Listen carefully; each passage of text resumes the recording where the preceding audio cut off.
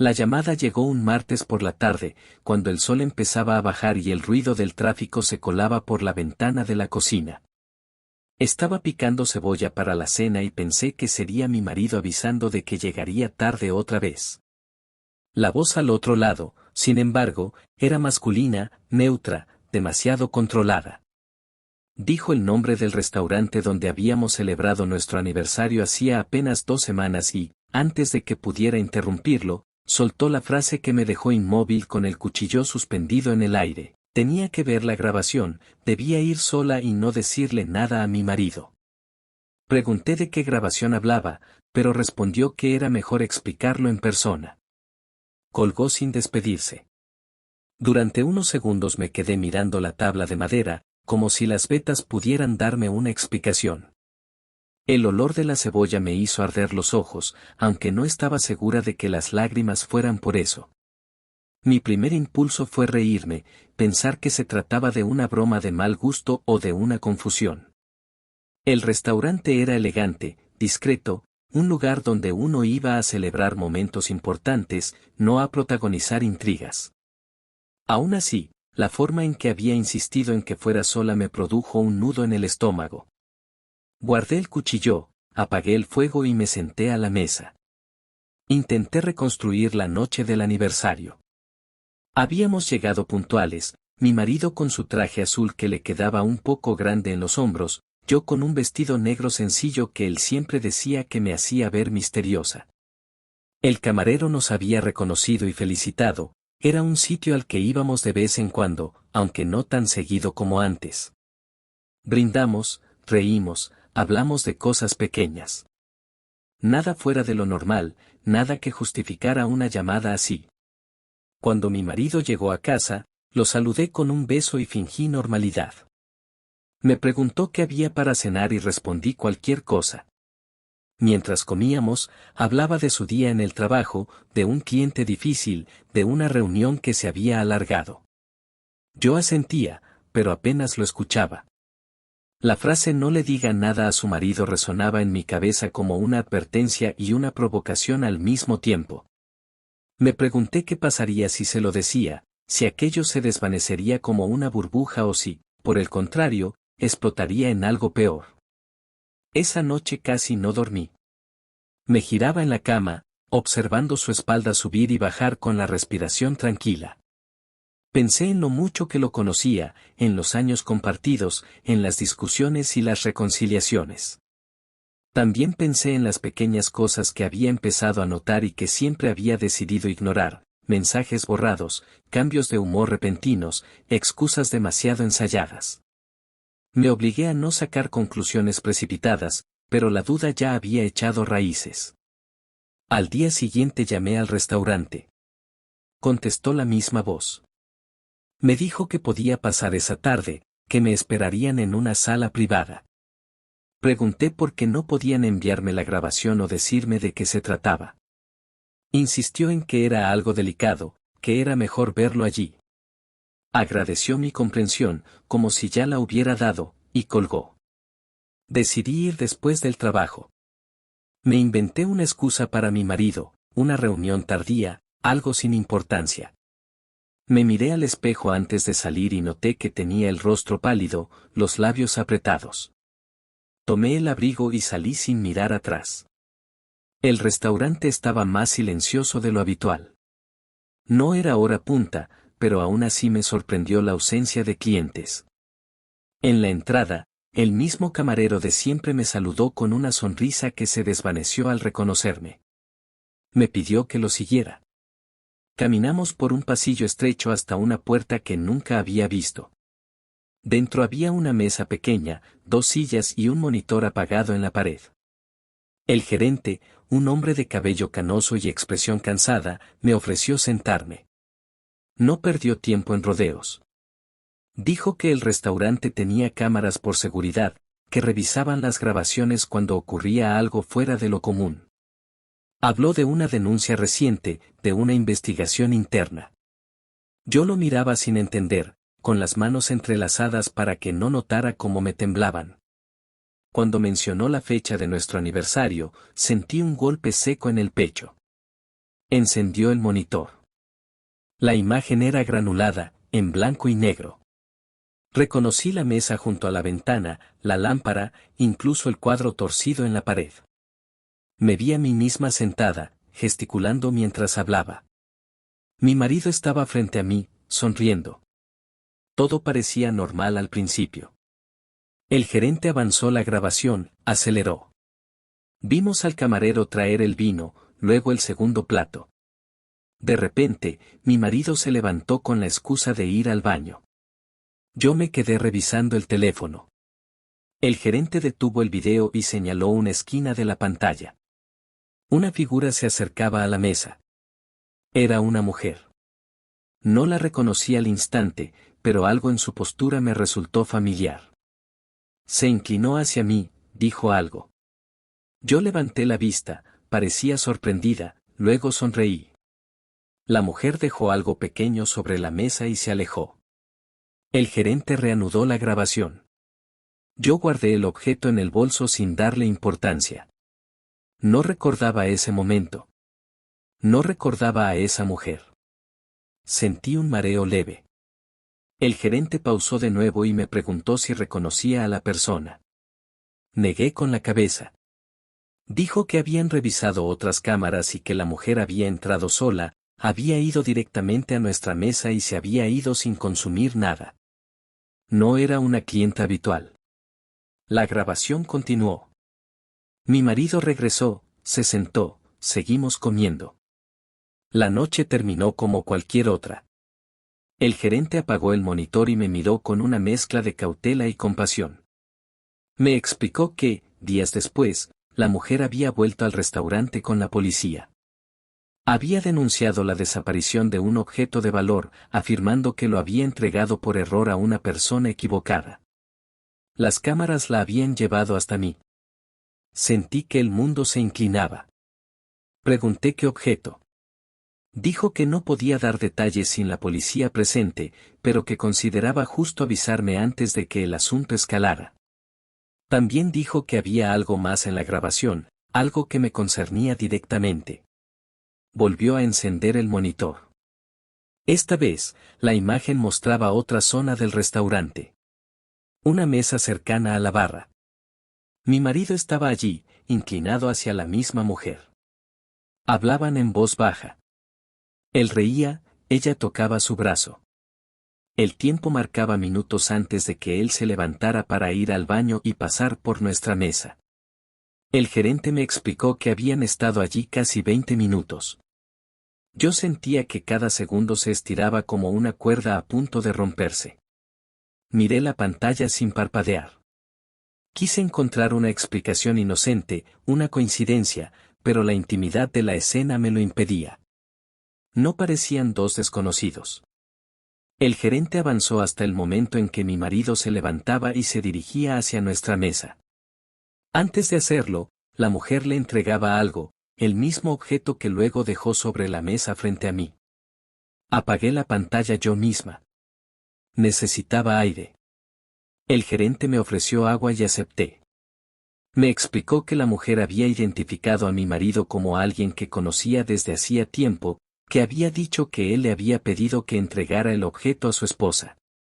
Esa versión no coincidía con lo que mostraban las cámaras ni con otros detalles que la policía estaba investigando.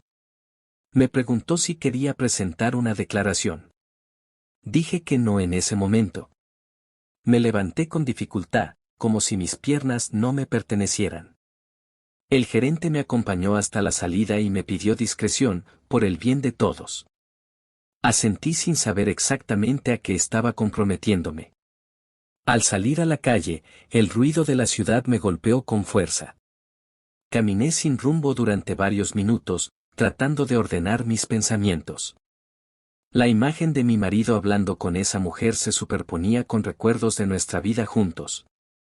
Pensé en las veces que había llegado tarde, en las excusas, en las discusiones que siempre terminaban con promesas vagas.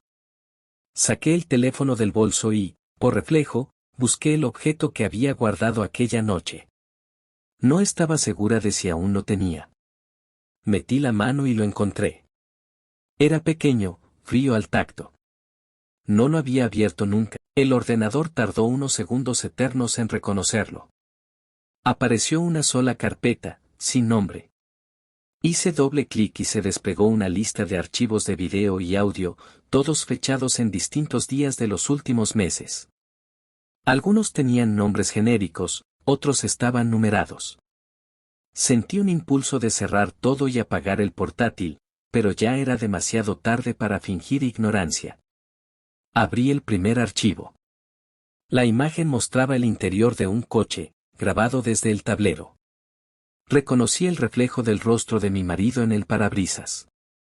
Estaba hablando con alguien que no se veía, pero cuya voz femenina se escuchaba clara, demasiado familiar después de lo que había visto en el restaurante. Hablaban de dinero, de plazos, de algo que no podía salir mal. Él se mostraba nervioso, impaciente. La mujer lo calmaba, le decía que todo estaba bajo control, que confiara en ella como siempre.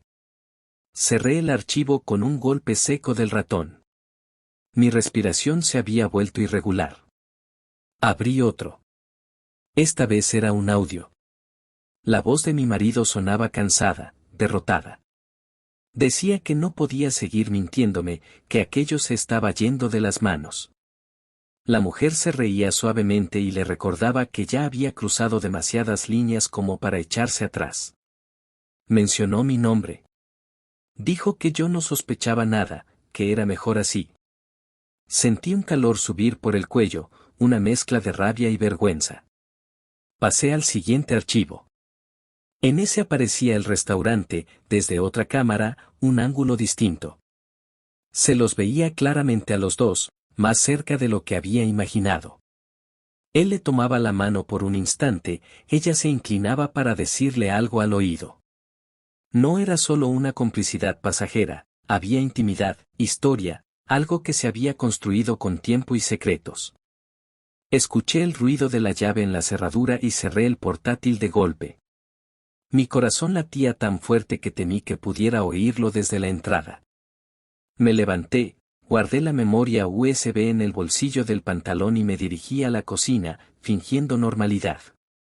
Mi marido entró, me saludó con un beso rápido en la mejilla y dejó el maletín sobre la silla. Llegué tarde, dijo. ¿Todo bien? Asentí. Mi voz no me habría obedecido si hubiera intentado decir algo más. Preparé café, ocupé las manos, evité mirarlo directamente. Él hablaba de su día, de cosas triviales, y yo lo observaba como si fuera un extraño. Cada gesto, cada palabra, parecía tener ahora un doble significado. Esa noche, mientras él dormía, volví a encender el portátil. Me encerré en el estudio y conecté de nuevo la memoria. Necesitaba verlo todo, aunque doliera. Los archivos se sucedían como piezas de un rompecabezas desagradable. Había grabaciones de reuniones en oficinas que no reconocía, conversaciones telefónicas en las que hablaban de transferencias, de documentos falsificados, de alguien que estaba empezando a sospechar. En uno de los videos, la mujer hablaba directamente a la cámara. Decía que era una medida de seguridad, que si algo salía mal, aquello serviría como respaldo. Hablaba con frialdad, con una claridad que me heló la sangre. Explicaba cómo habían utilizado mi nombre en ciertos trámites, cómo mi firma había sido imitada en documentos que yo nunca había visto. Decía que yo era la coartada perfecta, la esposa confiada. Me llevé las manos a la boca para ahogar un sollozo. Comprendí entonces por qué el gerente había insistido en que fuera sola, por qué la policía aún no había aparecido en mi puerta. No solo se trataba de una infidelidad. Estaba atrapada en algo mucho más grande, algo que podía destruirme sin que yo hubiera hecho nada. Al amanecer, tenía los ojos enrojecidos y la cabeza embotada. Guardé de nuevo la memoria y me duché antes de que él se despertara. Frente al espejo, apenas me reconocí. Me vi más vieja, más cansada. Me vestí despacio, pensando en cada paso que daría ese día. Cuando él se levantó, le dije que tenía que hacer unos trámites y que llegaría tarde. Me miró con curiosidad, pero no insistió. Salí de casa con una calma forzada y me dirigí directamente a una comisaría. Allí, sentada frente a un escritorio metálico, conté todo. La llamada, el restaurante, la memoria USB. El agente me escuchó sin interrumpirme, tomando notas. Llamó a otra persona, luego a otra más. Me hicieron firmar una declaración, me explicaron que aquello confirmaba sospechas que ya tenían sobre una red de fraude financiero. Mi marido y la mujer llevaban meses bajo observación, pero necesitaban pruebas más sólidas. Entregué la memoria con manos firmes. En ese momento, sentí una mezcla extraña de alivio y terror. Ya no había vuelta atrás. Me dijeron que, por mi seguridad, debía evitar cualquier confrontación directa, que ellos se encargarían de todo. Asentí, aunque sabía que volver a casa y fingir normalidad sería una de las cosas más difíciles que había hecho. Los días siguientes fueron una representación agotadora. Desayunos compartidos, conversaciones triviales, silencios incómodos. Yo sabía que cada palabra podía ser la última antes de que todo explotara. Mi marido parecía más tenso, más atento a mis movimientos. A veces me observaba como si buscara algo en mi rostro, alguna señal. Una noche, me preguntó directamente si me pasaba algo. Lo miré a los ojos durante unos segundos que parecieron eternos. Estuve a punto de decirle la verdad, de gritarle todo lo que sabía, pero me contuve. Dije que estaba cansada, que era el trabajo. Aceptó la respuesta, aunque no parecía convencido. La llamada llegó una semana después, mientras estaba en el supermercado. Un número desconocido. Me dijeron que no volviera a casa esa noche, que pasara por la comisaría. Dejé el carrito a un lado y salí sin mirar atrás. Allí me informaron de que habían detenido a varias personas, entre ellas a mi marido y a la mujer del restaurante. Me hablaron de cargos, de procesos legales, de declaraciones pendientes. Escuchaba como si estuviera bajo el agua. Pregunté si podía verlo. Me dijeron que no era recomendable. Salí de la comisaría cuando ya había oscurecido. La ciudad seguía su ritmo habitual, indiferente a mi derrumbe interno. Caminé sin rumbo durante horas, repasando cada recuerdo, cada señal ignorada. Pensé en la vida que había construido, en cómo se había sostenido sobre mentiras tan bien elaboradas que yo había confundido con amor y rutina. Cuando finalmente regresé al apartamento, el silencio era distinto, más definitivo. Me senté en el suelo del salón, rodeada de objetos que de pronto parecían no pertenecerme. Entendí que nada volvería a ser igual, que incluso si la justicia hacía su trabajo, yo tendría que reconstruirme desde un lugar nuevo y desconocido, cargando con verdades que nunca había querido conocer y con la certeza de que, aquella noche en el restaurante, mientras yo sonreía sin saberlo, mi vida ya estaba cambiando para siempre, avanzando hacia un punto del que no habría regreso ni explicaciones sencillas posibles.